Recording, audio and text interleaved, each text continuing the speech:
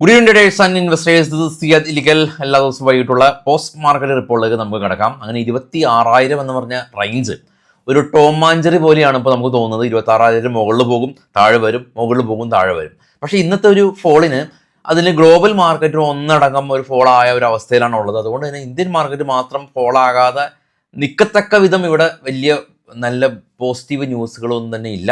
കാരണം റുപ്പീസ് ഫോളാണ്. FISന്റെ ഭാഗത്ത് നിന്ന് ഹെവി സെൽ ഓഫ് ആണ് ഉള്ളത്. കൺസിസ്റ്റൻസ്ലി അവർ ഒരു കഴിഞ്ഞ ഒരു 7 ദിവസമായിട്ട് അവർ സെല്ലിംഗ് മോഡിൽ തന്നെയാണ് ഉള്ളത്. റുപ്പീസും ഇന്ന് 9.08 ഡോളറിനെതിരെ റെക്കോർഡ് ലോ ക്രിയേറ്റ് ചെയ്തിട്ടുണ്ട്. സെൻസെക്സ് 534 പോയിന്റ്, നിഫ്റ്റി 167 പോയിന്റാണ്. ഈ നിഫ്റ്റിയിൽ തന്നെ നോക്കുകയാണെങ്കിൽ axis bank, eternal, JSW steel, HCL tech, Tata steel തുടങ്ങിയ സ്റ്റോക്കുകളിൽ ഭീകരമായിട്ടുള്ള ഇടിവ് കണ്ടു. ആക്സിസ് ബാങ്കിന് ഒരു ഇടിവ് ഉണ്ടായിരുന്നു. അതിൻ്റെ റീസൺ നമുക്ക് പറയാം. ഇനി പോസിറ്റീവായിട്ട് നിലകൊണ്ടത് ടൈറ്റാനും, ഭാരത് എയർടെലും, ടാറ്റ കൺസ്യൂമർ പ്രൊഡക്റ്റും, ബജാജ് ഓട്ടോയും, M&M തുടങ്ങിയ കമ്പനീസാണ്.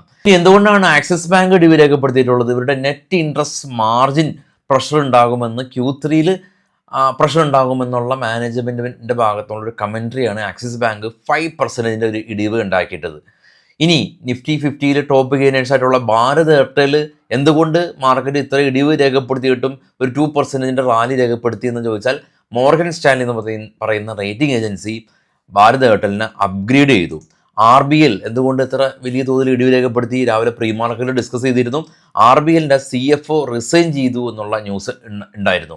ഇനി നിഫ്റ്റി 50 അല്ലാത്തുള്ള കമ്പനീസ് നോക്കുകയാണെങ്കിൽ പാക്ക് ഡ്യൂറബിൾ കമ്പനി ഇന്ന് 14% റാലി രേഖപ്പെടുത്തി. ഇവരുടെ തന്നെ പ്രൊമോട്ടേഴ്സ് ഓപ്പൺ മാർക്കറ്റിൽ നിന്ന് ഇവരുടെ സ്റ്റോക്കുകൾ തിരികെ വാങ്ങുന്നു എന്നുള്ളതായിരുന്നു കാരണം. ഇനി നമുക്ക് ഫെർട്ടിലൈസർ കമ്പനീസ് ഇന്ന് പോസിറ്റീവായിട്ട് റിയാക്ട് ചെയ്തു. എന്താണ് കാരണം? നമ്മുടെ ഫിനാൻസ് മിനിസ്റ്റർ പറഞ്ഞിരിക്കുന്നത് നമുക്ക് പുതിയ റാബി സീസൺ വരെയാണ്. ഈ റാബി സീസണിൽ ഈ ഫെർട്ടിലൈസറിന് യാതൊരു ക്ഷാമവും ഉണ്ടാവില്ല എന്നുള്ള ഫിനാൻസ് മിനിസ്റ്ററിൻ്റെ പ്രസ്താവനയാണ് ഇന്ന് ഫെർട്ടിലൈസർ കമ്പനീസിന് ഗുണകരമായിട്ടുള്ളത്. ഇനി വേദാന്തനെ സംബന്ധിച്ച് ഉള്ള ന്യൂസ്, വേദാന്ത ഇവരുടെ കമ്പനിയുടെ demerger national company law tribunal approval ചെയ്തു എന്നുള്ള ന്യൂസാണ്. ഏകദേശം 6 ചെറിയ കമ്പനീസായിട്ട് വേദാന്ത കമ്പനി സ്പ്ലിറ്റ് ചെയ്യുമെന്നുള്ളതാണ്. വേദാന്ത സ്റ്റീൽ, വേദാന്ത മിറ്റൽ, കൂടാതെ വേദാന്ത പവർ തുടങ്ങിയ, വേദാന്ത ഓയിൽ ഗ്യാസ് തുടങ്ങിയ 6ഓളം കമ്പനീസായിട്ട് മാറുമെന്നുള്ളതാണ് വേദാന്തനെ സംബന്ധിച്ചുള്ള ന്യൂസുകൾ. ഇനി വീണ്ടും നമുക്ക് നമ്മുടെ മാർക്കറ്റിലേക്ക് വരാം. ഗ്ലോബൽ മാർക്കറ്റ് നോക്കാം. ഗ്ലോബൽ മാർക്കറ്റിലെ ഏറ്റവും ടോപ്പിൽ മുതൽ താഴേക്ക് വരാണെങ്കിൽ എവിടെയും നമുക്ക് ഇടിവ് കാണാൻ സാധിക്കും. ഏഷ്യൻ മാർക്കറ്റിലും, ഏറ്റവും താഴെപ്പെട്ട ട്രേഡ് ചെയ്യുന്ന 3 യൂറോപ്യൻ മാർക്കറ്റിലും, ഏറ്റവും ടോപ്പിൽ നിന്ന് 3ാമത് ഡോ ഫ്യൂച്ചറിലും, ഏറ്റവും ടോപ്പിൽ നിന്ന് 4ാമത് ബിറ്റ്കോയിനിലും, ഏറ്റവും ടോപ്പിൽ നിന്ന് 6ാമത് ഗോൾഡിലും എവിടെയും ഒരു പ്രോഫിറ്റ് ബുക്കിംഗ് മയാണ് നമുക്ക് കാണാൻ ഉള്ളത്. ഇനി നിഫ്റ്റിയിലേക്ക് വരാണെങ്കിൽ ആരാണ് നിഫ്റ്റിനെ ഇത്ര വലിയ തോതിൽ ഇടിവ് ഉണ്ടാക്കാനായിട്ടുള്ള കമ്പനീസ് നോക്കുകയാണെങ്കിൽ, ഇന്ന് 167 പോയിന്റ് ഇടിഞ്ഞപ്പോൾ നിഫ്റ്റിയിൽ ആക്സിസ് ബാങ്ക് ഏകദേശം 41 പോയിന്റ് കോൺട്രിബ്യൂട്ട് ചെയ്തു. റിലയൻസ് 23 പോയിന്റ് കോൺട്രിബ്യൂട്ട് ചെയ്തു. എറ്റേണലും, ഇൻഫോസിസും, ബജാജ് ഫിനാൻസും ആണ് ഇടിവിന് കോൺട്രിബ്യൂട്ട് ചെയ്ത കമ്പനീസ്. നിഫ്റ്റിയുടെ ഓപ്പൺ ഇൻട്രസ്റ്റുകൾ നമ്മൾ നോക്കുമ്പോൾ അടുത്ത ആഴ്ചയിലാണ് spot 25,860, PCR puttu call ratio 0.8 ആണ്. ബീറിഷ് ആയ രീതിയിൽ കാണുന്നുണ്ട്. റെഡ് കാണുന്നത് കോൾ ഷോർട്ട് ചെയ്ത ആളുകളുടെ എണ്ണത്തെയാണ്. കൂടുതൽ കോൾ റൈറ്റിംഗ് കൂടിയിട്ടുണ്ട്. നിഫ്റ്റിയുടെ ചാർട്ട് നമുക്ക് നോക്കുകയാണെങ്കിൽ ഓപ്പണിംഗ് റേഞ്ച് തന്നെ ഗ്യാപ് ഡൗൺ നമ്മൾ രാവിലെ പ്രീ മാർക്കറ്റിൽ ഐഡൻറ്റിഫൈ ചെയ്തിരുന്നു.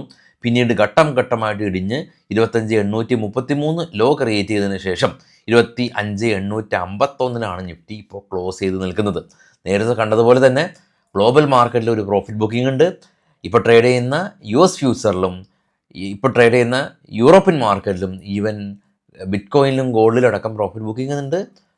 നമ്മുടെ മാർക്കറ്റിൽ ഒരു റുപ്പീസ് ഓൾ ടൈം ലോ, FISന്റെ സെല്ലിങ്, പിന്നെ ഇടിവിന് വേറെ റീസൺ തപ്പിപ്പോകേണ്ട കാര്യമില്ലല്ലോ.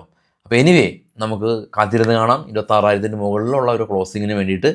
അപ്പോൾ നാളെ രാവിലെ നമുക്ക് പ്രീ മാർക്കറ്റ് സെക്ഷൻ ഉണ്ട്. എല്ലാവർക്കും നമ്മുടെ ചാനൽ ഷെയർ ചെയ്ത് കൊടുക്കാൻ മറക്കരുത്. അപ്പോൾ പ്രീ മാർക്കറ്റിൽ നമുക്ക് കൂടുതൽ ഇൻഡിവിജ്വലായിട്ടുള്ള സ്റ്റോക്കുകളുടെ വാർത്തകൾ ഉൾപ്പെടുത്താം. Thank you.